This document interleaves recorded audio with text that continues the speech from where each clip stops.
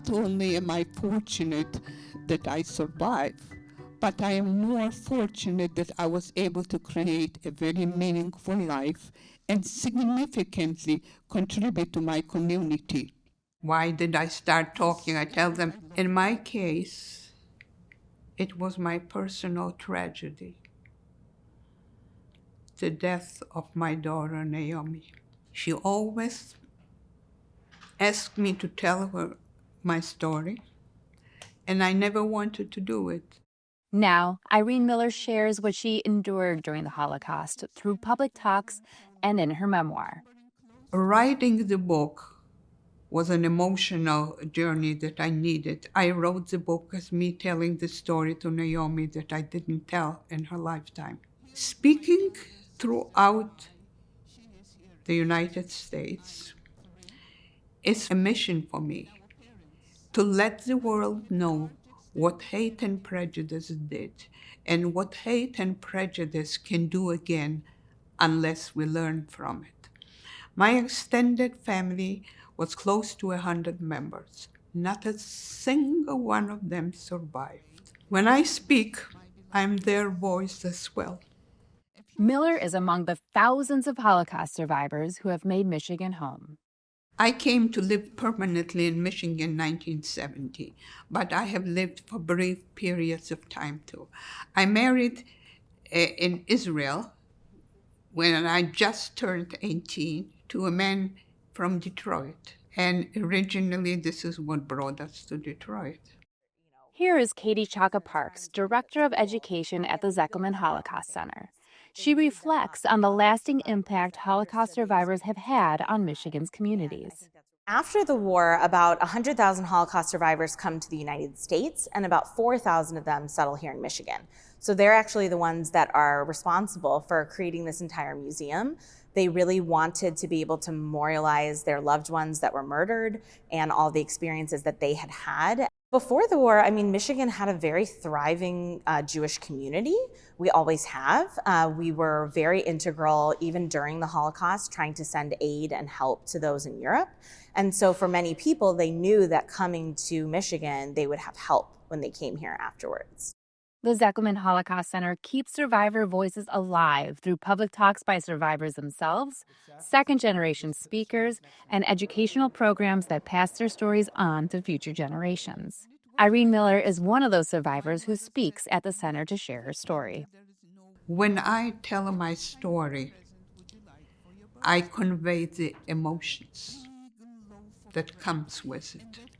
We started hearing that Soviet soldiers were coming in the middle of the night, taking away all the young men. So my mother took the train to the city where Dad worked to warn him not to come back until he hears from her.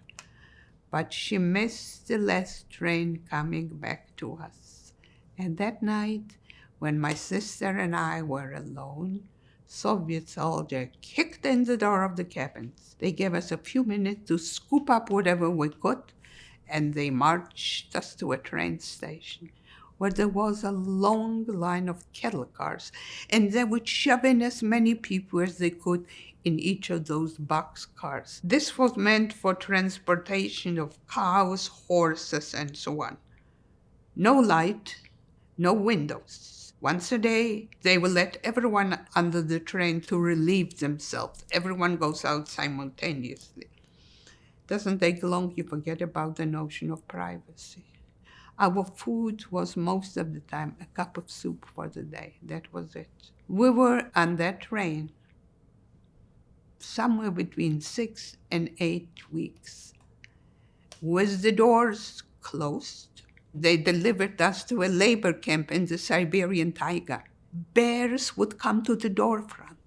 At night, we heard Siberian wolves howling. If you were outside, any part of your skin exposed, wouldn't take more than a few minutes, it would get frostbitten.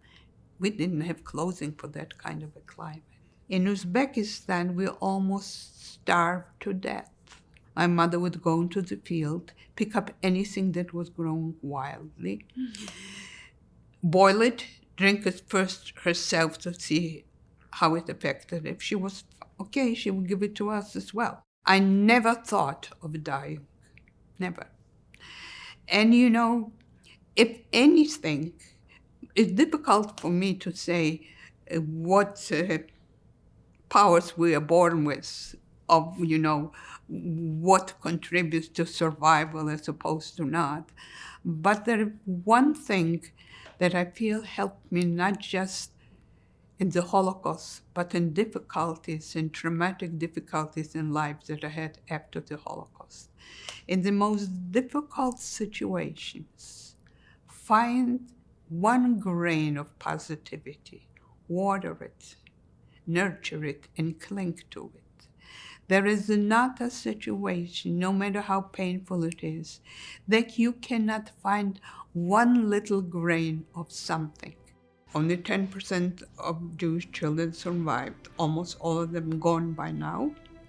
But those of us who survived become the voices of those who didn't live to tell their story. Chaka Parks explains sharing survivor stories isn't just about preserving history.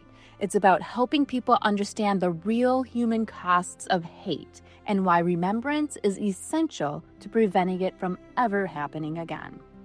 We always say that when you hear a survivor's testimony, you become witness to that testimony as well. When you hear next generation speakers and survivors talk, you take those stories and you pay it forward by telling someone about your experience and what you learned. Because it's that educational component that I think is so important, that makes us a better community, a better place to live, that we all understand the humanity in one another. Watch One Detroit, Thursday at 7:30 p.m. You can find more at onedetroitpbs.org or subscribe to our social media channels and sign up for our One Detroit newsletter.